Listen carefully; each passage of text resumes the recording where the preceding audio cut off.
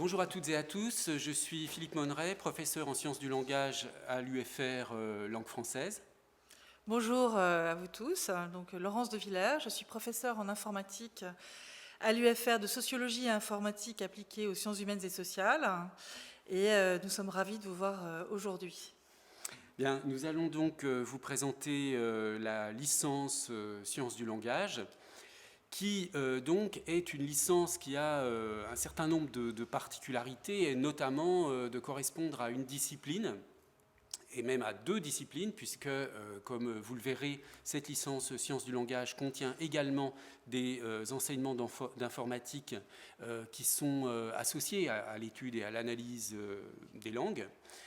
Donc, les sciences du langage sont une discipline qui n'est pas enseignée au lycée, à la différence des disciplines traditionnelles, le français, l'histoire, la géographie, la chimie, etc. Donc c'est une discipline nouvelle pour vous et nous ferons l'effort, bien sûr, en première année, de vous en faire saisir les principales orientations, parce qu'au fond, c'est une discipline très vaste qui s'intéresse à tout ce qui concerne le langage, depuis les relations entre le langage et le cerveau, dans la linguistique cognitive, les implications linguistiques dans les textes. Les textes que vous étudiez en littérature sont faits d'une matière qui est le langage et donc qui est analysée par cette discipline qu'est la linguistique, mais aussi donc pour la dimension informatique dont Laurence de Villers va vous dire un mot un peu plus précisément. Oui, donc c'est très complémentaire et très pluridisciplinaire, effectivement, cette licence sciences du langage, puisque vous allez à la fois apprendre à représenter numériquement des informations, que ce soit au niveau de la forme des mots, du lexique, de la syntaxe, de la sémantique.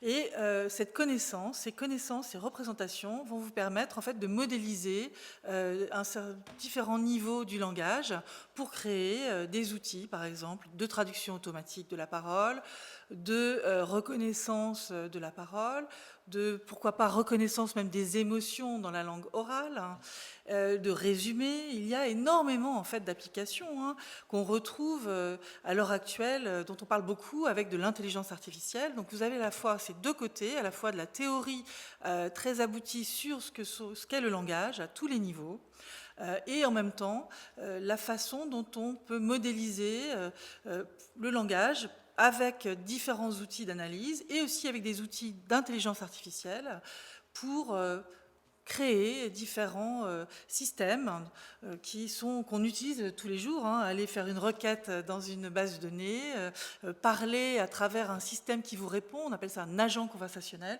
Ce sont des choses que vous verrez à travers ce parcours. En tout cas, on vous donnera les outils qu'on peut utiliser pour mener à bien ce genre de système. Bien oui, donc il s'agit, vous le comprenez, d'une formation qui peut intéresser les lycéens qui ont envie de poursuivre cette double spécialisation, à la fois littéraire et scientifique.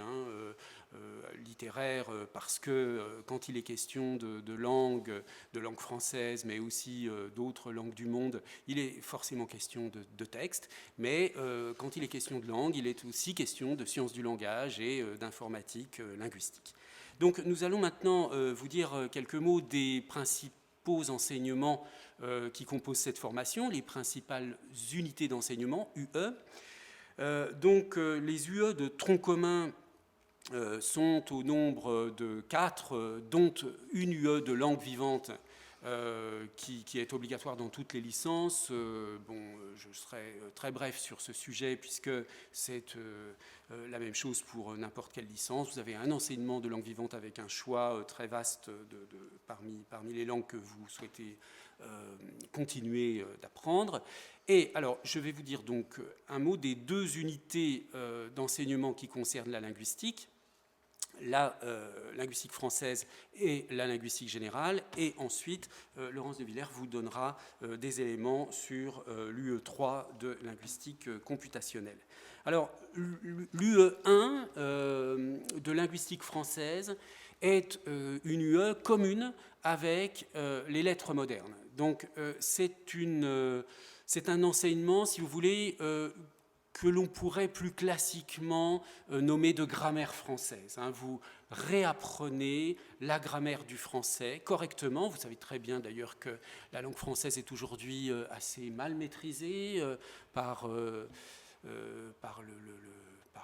public en général et même par les personnes qui ont un niveau d'études assez élevé. Donc vous allez devenir, notamment grâce à cette formation, des professionnels de la langue française. Et l'objectif de cette première UE de linguistique française est de vous enseigner à la fois la grammaire, l'histoire de la langue française, la stylistique française, c'est-à-dire comment les auteurs, les écrivains utilisent les ressources de la langue française à des fins, disons, esthétiques. Et puis, j'ai parlé de l'histoire du français, mais vous avez aussi cette période du français qui est la période du Moyen-Âge, et donc vous allez avoir également un enseignement de quelques éléments sur l'ancien français. Voilà pour donc l'unité d'enseignement de linguistique française.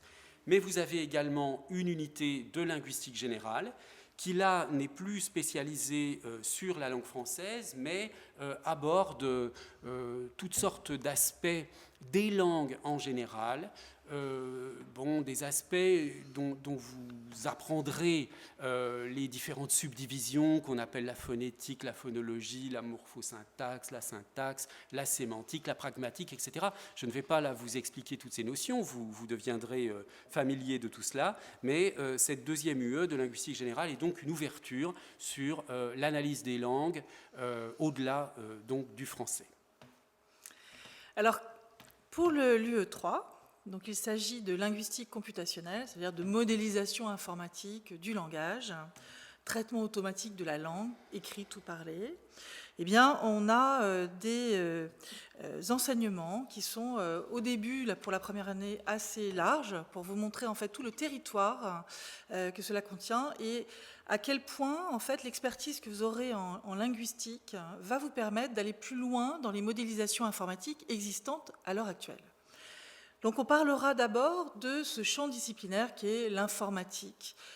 Et on commencera par l'épistémologie de l'informatique avec la linguistique, quel est l'enrichissement entre les deux et quelles sont les grandes théories sur lesquelles on fonde, les grands concepts sur lesquels on fonde cette discipline informatique, que ce soit la logique, le raisonnement, vraiment les concepts fondateurs. Puis nous irons sur les applications dans les humanités numériques, c'est-à-dire quels sont effectivement à l'heure actuelle tous les outils qu'on voit déployer, que vous connaissez certainement, que vous avez sur votre téléphone quand vous parlez à Siri, un agent conversationnel qui contient un certain nombre de modèles obtenus à partir de représentations de la langue et de modélisation informatique. Il est important de comprendre que dans ces systèmes, à l'heure actuelle, c'est principalement des informaticiens qui les font, et votre expertise avec les parcours qu'on vous propose en sciences du langage devrait vous apporter une compétence extrêmement utile pour améliorer les performances de ces systèmes. Si je continue brièvement, eh bien, on va donc à travers ces 3 années vous donner des rudiments de programmation avec Python, qui est un langage assez haut niveau et plutôt simple. On voit tout de suite le résultat. Donc, il est un des langages les plus utilisés à l'heure actuelle, notamment en linguistique. On fera des analyses de documents, on fera de l'algorithmique et on regardera quelles sont les structures de données qu'on met dans un programme pour effectivement atteindre des buts comme la traduction de la parole, comme je disais tout à l'heure. On regardera l'ingénierie du texte. Vous aurez à faire un site web, comment on conçoit un site web, et puis des programmations de modèles linguistiques, que ce soit dans la syntaxe ou la sémantique. Donc on aura balayé un grand nombre d'outils que vous apprendrez à utiliser et avec ces connaissances enrichies vraiment pointues et théoriques, à mon avis, vous avez effectivement une grande qualité à travers cette complémentarité de nos enseignements. Bien, donc ces 3 UE de linguistique française, linguistique générale, linguistique computationnelle sont le cœur de la formation.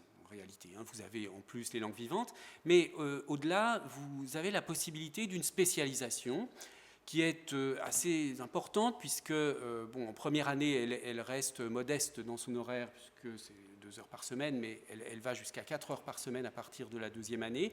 Donc une spécialisation que vous choisissez parmi 4 possibilités. Et ces 4 possibilités sont les suivantes. Vous avez une option, une spécialisation pardon, qui est nommée sciences humaines, une autre qui est nommée informatique, une 3e qui est littéraire, une option de littérature, et une 4e de langues anciennes. Donc rapidement, pour les options, les spécialisations pardon, de littérature et de langues anciennes, l'option de littérature est assurée par l'UFR de lettres, de littérature, donc de la Sorbonne, et elle concerne surtout ceux et celles d'entre vous qui souhaitez vous orienter vers l'enseignement, l'enseignement du français, vers le CAPES, de lettres modernes en particulier.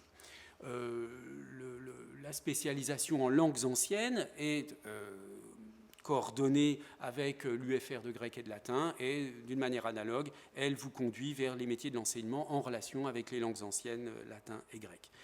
Et puis la spécialisation sciences humaines, elle vise plutôt ceux d'entre vous qui vous orientez vers le professorat des écoles ou vers l'orthophonie, et c'est un ensemble d'enseignements qui vous ouvre sur les sciences humaines avec de la psychologie, psychologie cognitive, une introduction à la psychologie cognitive, une introduction également à la psychologie développementale. Vous avez des cours de sociologie, de philosophie. Également, vous avez aussi un cours sur l'enseignement de la grammaire. Enfin bref, un ensemble de cours assez variés, d'où cette dénomination un petit peu large de sciences humaines. Donc c'est la spécialisation un petit peu ouverte, mais qui là conduit, est susceptible d'intéresser plutôt en effet les étudiants qui se destinent au professorat des écoles ou au concours d'orthophonie.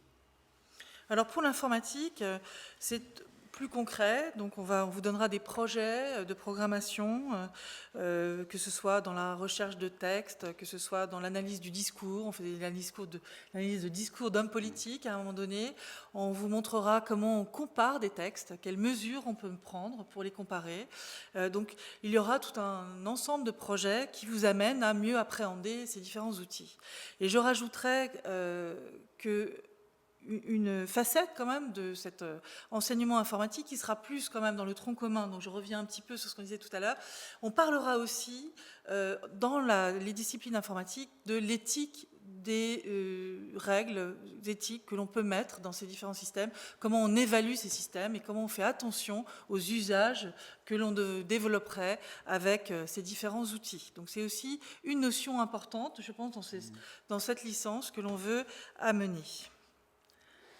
Pour continuer quand même sur l'informatique, si je peux me permettre, il y avait précédemment des enseignements particuliers qui s'appelaient le C2I, qui était en fait une préparation à une certification de l'utilisation des outils numériques, à savoir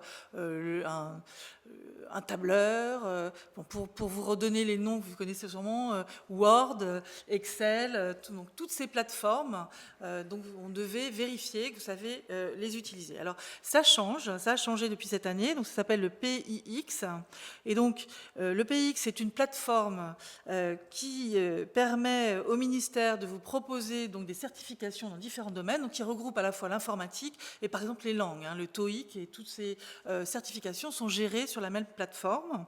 Et vous aurez donc l'occasion, à travers quelques cours dans notre formation de licence, à vous préparer à cette certification à travers en tout cas 5 domaines: information et données, communication et collaboration, création de contenu, précision et sécurité et environnement numérique. Très bien. Donc pour conclure, je voudrais tout de même aussi dire un mot de la rentrée prochaine. Donc, pour vous guider dans cette formation, en particulier pour les étudiants de première année, Vous avez donc les responsables de la formation, Madame de Villers et moi-même, mais également deux autres enseignants qui sont Gaël Lejeune et Marco Faciolo, avec qui vous ferez connaissance rapidement à partir de la rentrée. Et puis, il y aura, sont prévus toutes sortes de dispositifs que vous pourrez découvrir, de tutorat, voilà, tu en reparleras. Vas-y. Donc, merci de me donner la parole pour les tutorats et pour un autre aspect qui n'existait pas. Donc, on se rend bien compte que cette pandémie qui n'est pas terminée est prise très au sérieux à l'université. Donc, on fera tout pour que vous soyez dans des conditions les plus optimum pour continuer à suivre nos enseignements. Si jamais il y avait le moindre souci, on repartirait en cours à distance à travers des plateformes. Et bien sûr, on sera rapide pour essayer de comprendre ce qu'il faut faire de mieux. Et pour garder le lien avec vous, eh bien, il a été créé un nouvel emploi qui s'appelle l'emploi Fil Vert. C'est un étudiant qui sera là avec vous dans les premières semaines en présentiel et qui pourra vous renseigner. Donc vous aurez un contact avec lui, un numéro de téléphone, et si quelqu'un est perdu, eh bien, il y aura toujours ce référent qui sera là. Donc profitez bien de ces 4 premières semaines pour justement la rentrée des L1, être à même de comprendre comment tout se passe, sachant que s'il y avait un rebond de la pandémie, eh bien, on serait encore à distance. Voilà. L'autre apport, ce sont les tutorats. Donc ce sont en général des élèves qui connaissent bien la formation, qui sont nos anciens élèves, qui sont peut-être en L3 ou en Master 1, qui se proposent pour vous aider. Alors ils sont là en support pour appréhender mieux les projets, pour répondre à des questions très pratiques sur les différents cours des différents professeurs, et on vous en parlera très précisément lors de votre inscription pour que vous ayez bien connaissance de ces atouts, et je pense qu'il faut effectivement en profiter. Bien, donc vous vous doutez que nous souhaitons, comme vous, que la rentrée se passe tout à fait normalement et que nous pourrons faire des cours en présence, en enseignement présentiel, comme on dit maintenant. Mais sachez bien que, puisque en particulier pour cette formation, vous avez affaire à la fois à des gens qui sont du côté du langage et d'autres qui sont du côté de l'informatique, nous avons évidemment tous les moyens à notre disposition pour poursuivre un enseignement à distance de qualité, voilà. De qualité, quoi qu'il arrive. Donc, je vous souhaite une bonne rentrée. Nous vous souhaitons une bonne rentrée. Vous souhaitez une bonne rentrée. Soyez rassurés. De toute façon, on aura un modus vivendi pour les cours à la rentrée. Voilà. Peut-être en présentiel, peut-être en semi-présentiel. C'est-à-dire une semaine sur 2, les étudiants viennent et les autres sont à distance, ou tous à distance. En tout cas, bonne rentrée à tous.